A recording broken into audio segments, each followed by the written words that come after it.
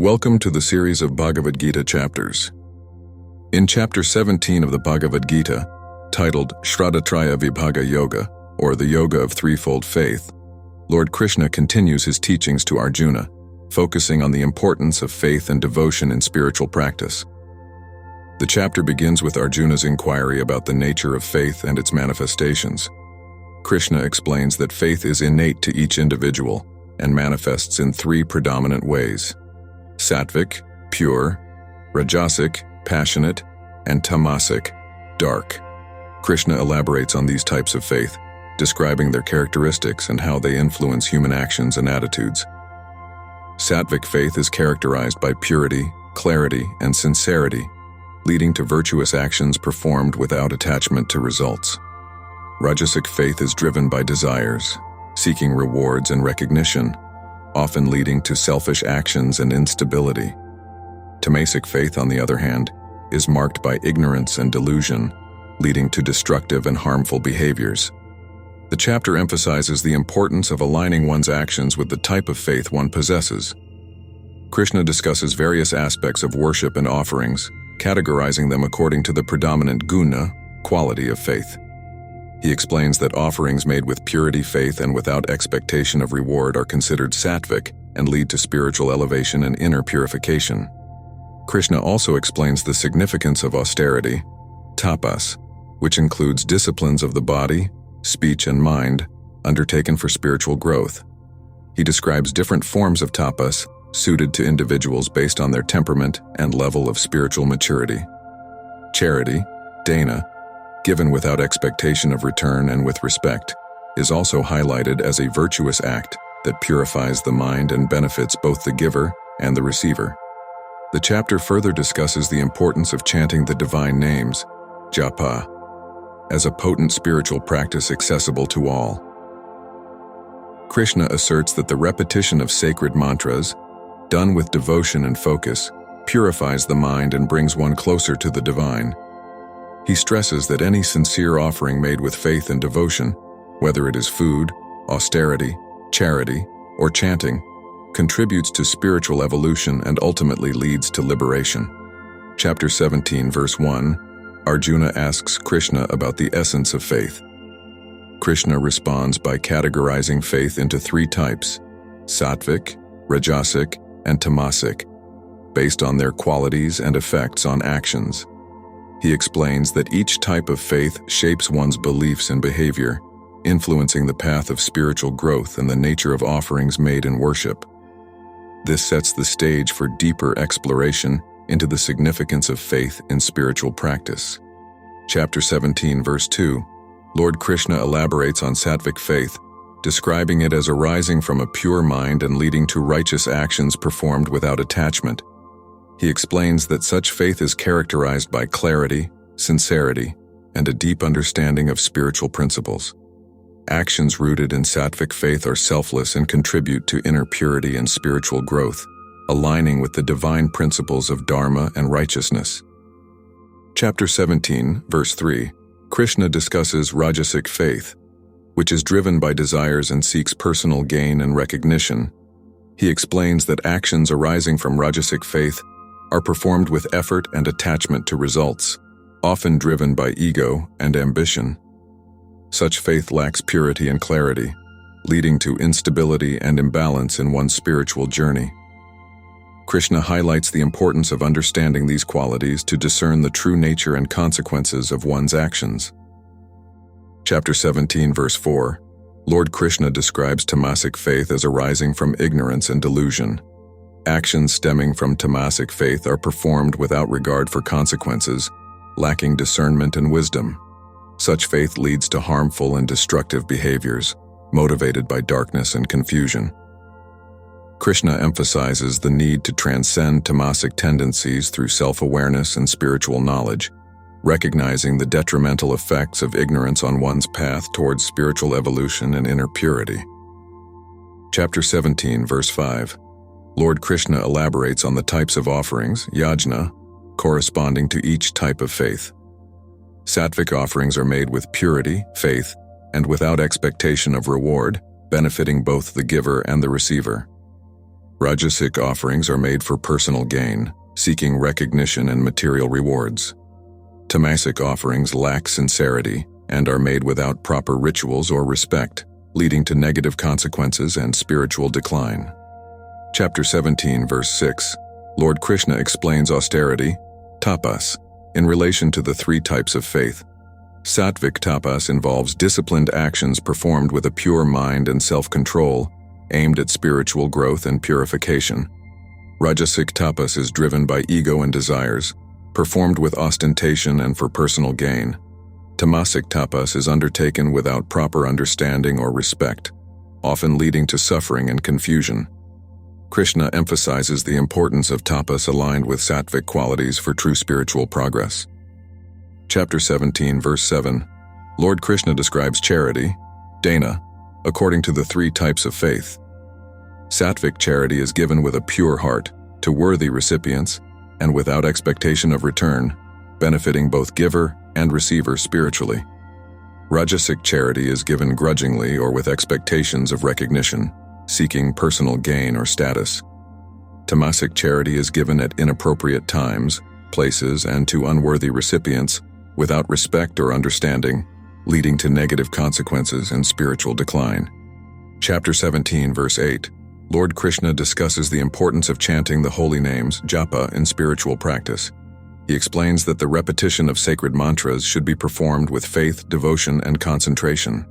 Such chanting purifies the mind and elevates consciousness, leading to spiritual awakening and realization of the divine. Krishna emphasizes that japa done sincerely and consistently, as prescribed by scriptures, brings profound spiritual benefits and facilitates union with the divine essence. Chapter 17, verse 9, Lord Krishna emphasizes the significance of sacrifice, yajna, austerity, tapas, and charity, dana, performed according to scriptural guidelines. He explains that these actions should be undertaken without expectation of reward, with purity of intention, and as offerings to the divine. Krishna asserts that such acts, when performed with faith and devotion, purify the mind and elevate the soul, leading to spiritual growth and realization of the ultimate truth.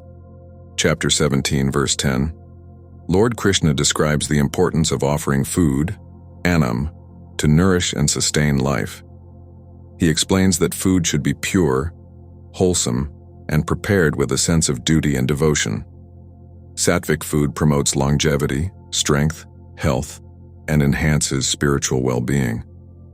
Rajasic food, which is spicy, salty, and overly stimulating, causes discomfort and disease. Tamasic food, stale, impure, and tasteless, brings about dullness, laziness, and confusion, hindering spiritual progress. Chapter 17, verse 11, Lord Krishna explains the effects of the three types of food on human consciousness and spiritual evolution. Sattvic food promotes purity of mind, longevity, strength, health, and enhances spiritual well-being. Rajasic food, which is overly spicy, salty, and stimulating, leads to restlessness, discomfort, and disease.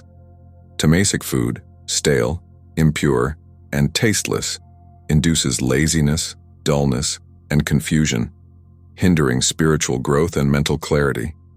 Thus, one's diet profoundly influences both physical health and spiritual development. Chapter 17, verse 12. Lord Krishna describes the importance of sacrifice, austerity, and charity performed with faith and according to scriptural guidelines. He explains that such actions, when undertaken without expectation of reward and with a sense of duty, purify the heart and lead to spiritual evolution. Krishna emphasizes that these practices should be performed as offerings to the divine, contributing to personal growth and the welfare of others, thereby aligning with the principles of dharma and righteousness. Chapter 17, verse 13, Lord Krishna elaborates on the importance of the study of scriptures, shastra, and the practice of austerity, tapas, in spiritual discipline. He explains that austerity of speech involves speaking truthfully, kindly, and beneficially, avoiding harsh or hurtful words. Austerity of mind includes maintaining purity of thought, focusing on noble ideas, and cultivating inner peace. Krishna emphasizes that these practices, when sincerely followed, contribute to spiritual growth and inner purification, fostering harmony and righteousness in one's life. Chapter 17, verse 14. Lord Krishna discusses the importance of inner steadiness, sattvika buddhi, in one's actions and beliefs. He explains that a person with sattvika buddhi performs duties without attachment to personal desires or rewards, guided by understanding and inner clarity. Such individuals remain unaffected by success or failure, pleasure or pain, and act with equanimity and resilience. Krishna emphasizes that cultivating sattvika buddhi leads to spiritual liberation and harmony with the divine will. Chapter 17, verse 15.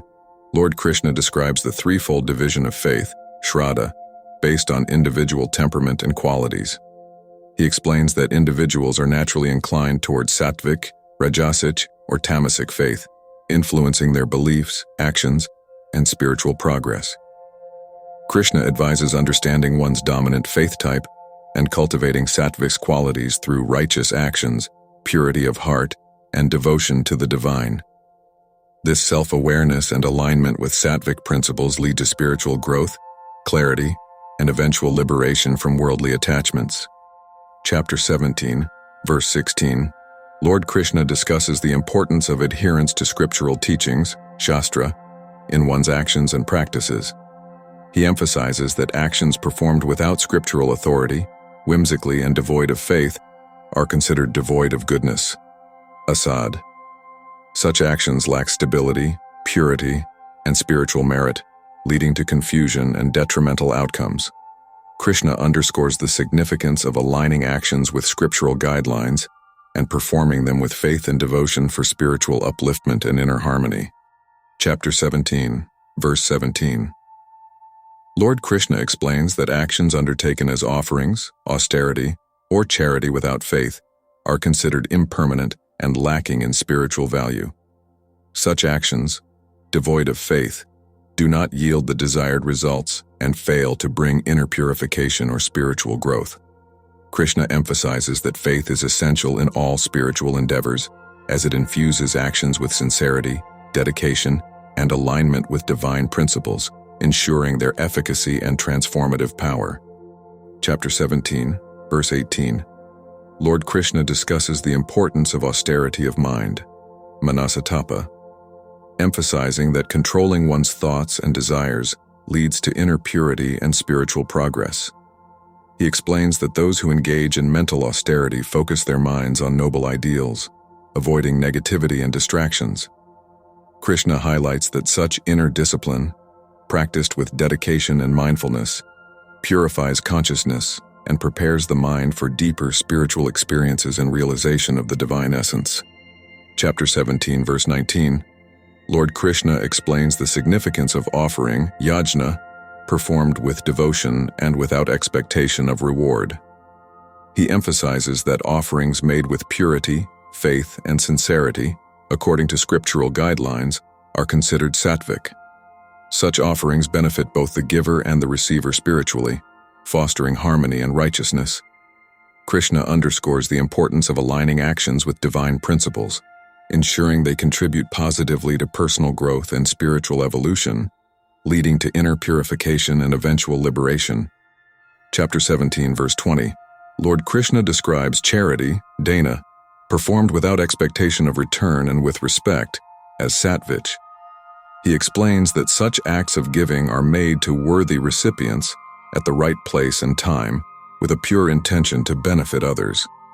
Krishna emphasizes that sattvic charity uplifts both the giver and the receiver spiritually, fostering goodwill and contributing to the welfare of society.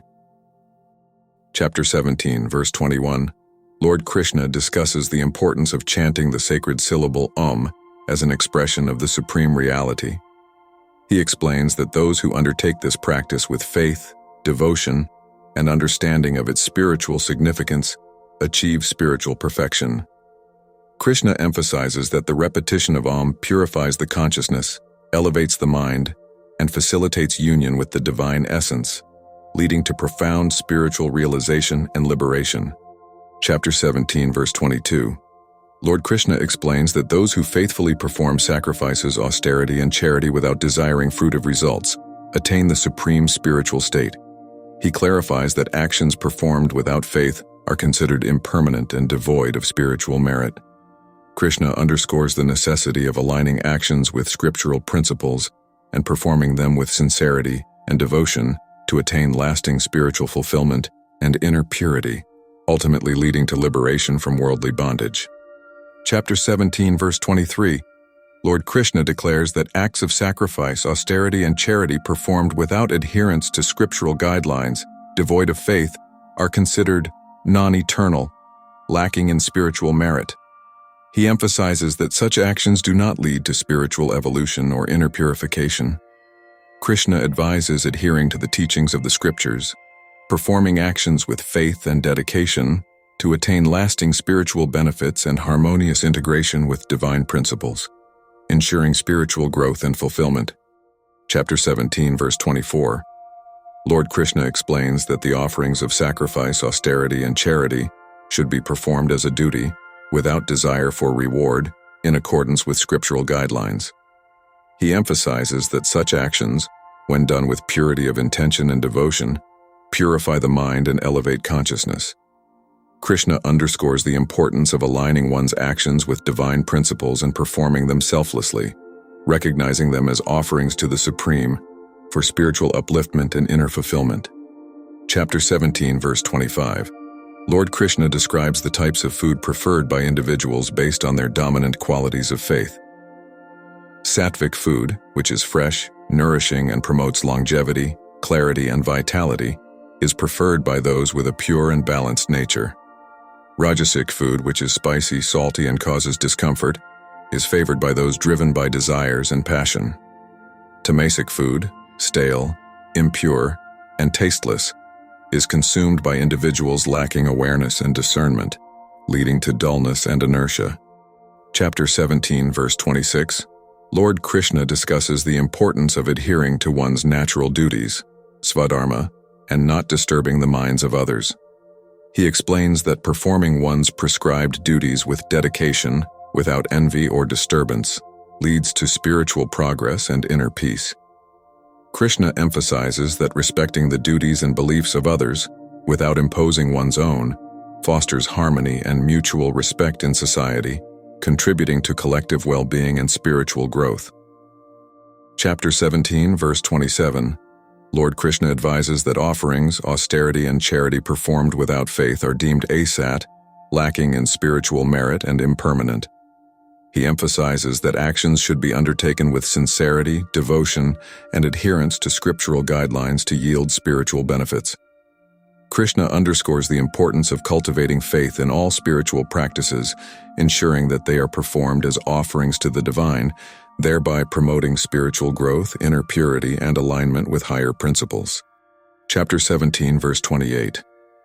Lord Krishna explains that those who perform sacrifices, austerity, and charity without seeking rewards, out of duty and with faith, are liberated and attain the supreme state. He emphasizes that such actions, performed as offerings to the divine, purify the mind and elevate the soul. Krishna underscores the importance of dedicating all actions to spiritual upliftment and aligning them with the principles of righteousness, leading to ultimate liberation and union with the divine. Krishna concludes Chapter 17 by summarizing the key teachings on faith, worship, austerity, and charity.